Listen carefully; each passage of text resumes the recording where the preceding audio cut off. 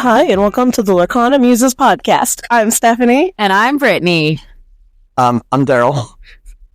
Happy to be here. So we're right now recording this in our hotel room. Disneyland Hotel. Friday night after a full day of LCQ. Yeah. Dun, dun, dun. Daryl is going to Nationals!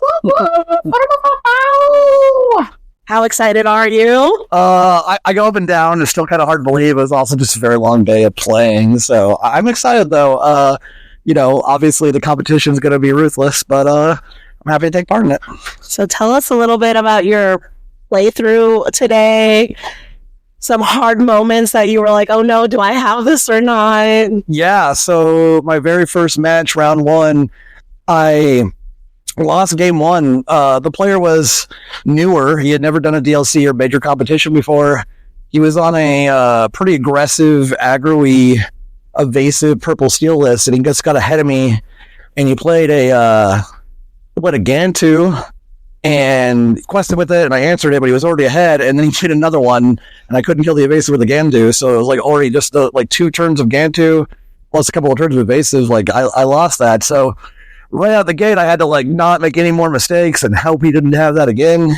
I beat him game 2. I had to risk he didn't have a goat. He had 4 or 5 cards in his hand. He didn't have a goat, but I won that, and then I knew how to shut him down by game 3, so I changed my strategy a little bit and beat him that game, and yeah, that was actually one of my harder matches. The guy was brand new, too. He played a month. Wow. That's insane. So, yeah, what were your matches? You had said purple steel. Yeah, I played purple steel round 1. Round 2, I played amber steel. The guy was a fairly good player. You could tell he didn't have a lot of experience with the deck. But he was pretty good. He had some interesting tech in there. I beat that 2-0. Round 3, I played a very difficult red blue player. I thought I was toast. Game 3, I stalled for about a turn or 2, but he also stalled for a turn or 2 to the point where he had to blow up his lucky dime to get cards, and that still didn't give him the answers. And so I recovered faster than him and took that. Round 4 was also a red-blue player. This time, I didn't stall. My deck went crazy. I got 3 Daisy Ducks, 2 I kept from the altar, 1 I drew right at the top of my first draw, and I felt bad. I robbed the poor guy of 1 chance, and then he gave me a little bit more fight on game 2, but he just kind of ran out of cards and didn't have answers, so I 2-0'd that. And then game 3 was versus, I hope I remember her name correctly, Kathy. She was awesome. She had a very interesting purple steel list. It was definitely more control based. She had Tekken, John Silver to the one that's a 3/3 quest for 1 that doesn't let you challenge. So my Calhouns were not as useful. And it was interesting. But basically, I forced her to stall while I built up the board, knowing she didn't have any sweepers. And then I played the mine, so she had eventually had a challenge. And then I did the proper trades, and I took that, and that was the full run. So a little bit of luck. And there I am. Dang. No, so knowing your deck, has to be pretty important. You can't just toss it in there and hopefully. Yeah. So me and a bunch of friends and players from the Arizona competitive community, we've been testing decks for 6 weeks now. About 2.5, 3 weeks ago, I changed, and I was really nervous about it. I'd like to have more practice. But a friend of mine, John, you guys know him, he built a pretty ruthless deck, and I trust his opinion, and I trusted the results, and I switched to it, and it was obviously the right decision. Obviously. So I'm pretty happy with that. My deck that I was working on, I still think it's a solid deck. I just don't think I have it tweaked for this level of competition just yet. But, yeah. Well, is there anything surprising about today? The variety of players I ran into and decks. Like, I was very worried about purple red, and I didn't see a single one in my entire run.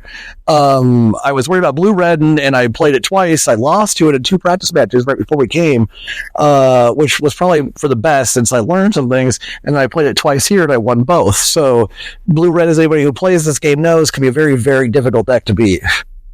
Yeah, for sure. So you mentioned John, but was there anything about this deck that you feel that is particularly unique that you think really goes well into the meta? Yeah, so getting a little into inside baseball, I'm playing a modified version, Diggy Diggy Hole. from I don't even know, Decantio, I think his name is, list. John made some tweaks for it that make it better than the mirror and give it a little bit more purple fight. It does make it a little weaker to red blue, but obviously not unbeatable. So I really like the fact that, in the mirror I had in round 2, I always felt in control. We were both playing Calhouns and it was even, and then I dropped the Robin Hood, which they do not run, and all of a sudden I'm in charge. Like, there was no way for him to really win that, as long as I answered his Piglet, so he couldn't get too far ahead, which I immediately did. So yeah, that's kind of the list I'm on. What are your expectations going into nationals? I'm honestly just happy to be there. I'm going to keep trying to go as far as I can. It is a little heartening that the EU winner was also a last chance qualifier, so anything's possible. But yeah, I'm just going to play. We're just going to have fun. Like, the trip was now worth it. The drive. There's no arguing that. So just going to have the experience, have fun, enjoy the game, and play the best I can. I played really well today. I know when I play well and bad, and I was happy with my results today and just my decision making. So yeah, we're so proud of you. You played really well today. Very proud. And a small shout out. Brittany made it to round 4, which is a huge accomplishment. Top 4. She made it to top 4. Amazing. Yeah, that's amazing. So both Robertsons did fantastic. Yes. What some advice do you have for people coming into competitiveness that haven't really played it very much? Did you give any feedback to your first play? Was it your first player that was newer? No, I told him to keep playing because he's definitely got, he's definitely got the right attitude and stuff. You have to approach the game understanding that when two people sit down, one's going to win, one's going to lose. Like, you have to accept that fact, figure out what you could do well. You need to understand there is variance and there is randomness, but that can't be your easy out. Like, it can't always be variance, right? You can't take a starter deck and be like, oh, I just drew bad. Like, well, there's a little bit more to it than that.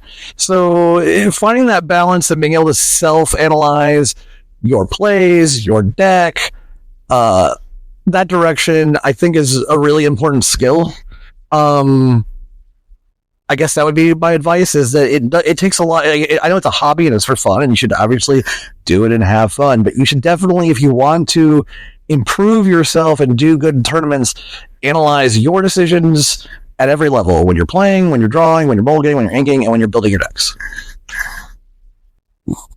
Well, we wish you the best of luck. We are changing our plans for tomorrow so that we can be semi-close in the room and cheer you on. But, I mean, it's not just you, because, was it 4 other Arizona players? My understanding, and I've just been trying to follow Discord and talk, but we had, obviously, David and Andrew, who were already qualified. I qualified, and I believe 2 to 3 other more Arizona players, mostly from the west side, qualified. That's amazing. So, yeah, we're in a pretty decent spot. That's 6 out of 128 of the national contenders are from Arizona. You think an Arizona contender can take it all? I think there's a 6 out of 128 chance at the very least. You heard it here first. Well, cool. We'll let you get some rest because you need it. I do. But thank you so much. Thank you very much. If you win it all, we'll have you back. You'll have it in, people. You can come talk to Daryl through us. Yes, absolutely. But if you have any other questions, let us know, because obviously Brittany's married to him. I see him most days, so he's here. He's happy to answer questions. And if he's not, we'll force him to. We got an in. All right. So fair. Happy questing. Happy questing. Happy questing.